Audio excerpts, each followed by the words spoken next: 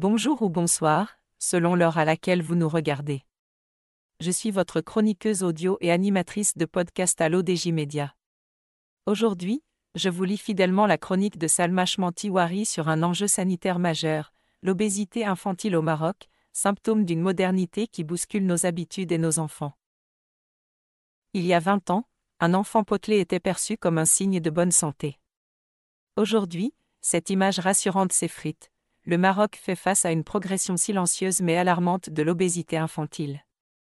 Dans les cours d'école, dans les supermarchés ou dans les repas familiaux, les signes d'un changement profond de mode de vie sont visibles. Le pays, en pleine mutation économique et urbaine, voit ses habitudes alimentaires se transformer plus vite que sa culture nutritionnelle. L'autrice ajoute que le constat n'est pas théorique, il est mesurable et déjà visible dans les structures scolaires et urbaines. Un constat préoccupant, bien réel selon les dernières données du Haut-Commissariat au Plan, environ un enfant marocain sur 10 souffre d'obésité, et plus d'un tiers présente un excès de poids. Ces chiffres grimpent dans les milieux urbains, où les plats faits maison cèdent la place aux repas ultra transformés et livrés à domicile. Les écoles privées des grandes villes sont souvent les premières à remarquer cette tendance. Distributeurs de snacks, pauses sucrées, manque d'activité physique, journées longues. À Casablanca, un nutritionniste scolaire affirme que les enfants consomment en une journée plus de sucre que leurs grands-parents en une semaine. Mais le phénomène ne se limite plus aux villes, il gagne les zones rurales, où l'accès à des produits transformés devient plus facile et où la publicité influence de plus en plus les habitudes.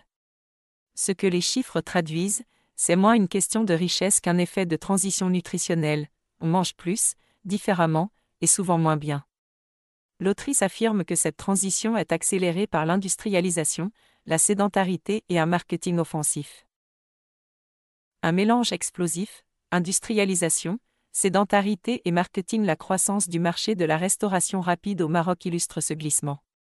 D'après un rapport de Euromonitor International, 2024, le pays compte aujourd'hui plus de 1200 enseignes de fast-food, dont la majorité vise les jeunes et les familles. Parallèlement, le temps d'écran des enfants marocains dépasse en moyenne 4 heures par jour, selon une enquête menée par le ministère de la Santé et l'OMS. Résultat, un cocktail dangereux entre apports caloriques élevés et dépenses physiques minimales. Le marketing alimentaire joue aussi un rôle clé. Certaines marques locales et internationales ciblent directement les enfants à travers les réseaux sociaux ou les chaînes jeunesse. Les emballages colorés, les mascottes ou les jouets gratuits créent une culture alimentaire du plaisir instantané, difficile à contrer par l'éducation nutritionnelle. Et pourtant, le Maroc n'est pas inactif.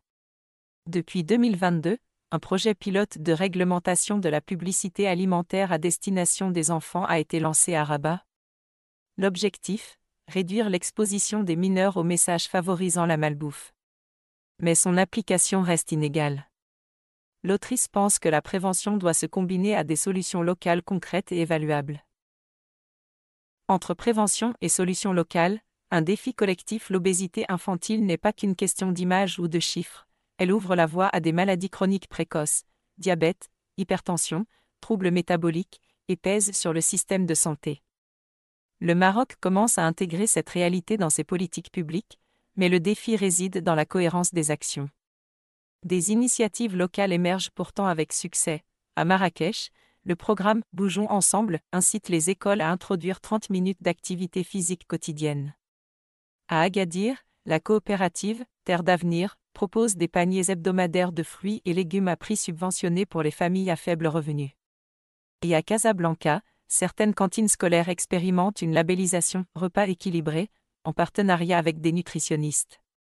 Ces exemples montrent que la solution n'est pas uniquement médicale, mais sociale, éducative et communautaire.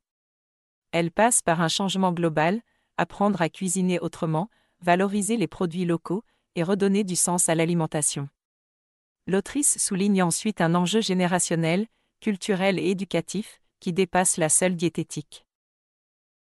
Un enjeu générationnel. Ce qui se joue derrière ces chiffres, c'est l'avenir d'une génération.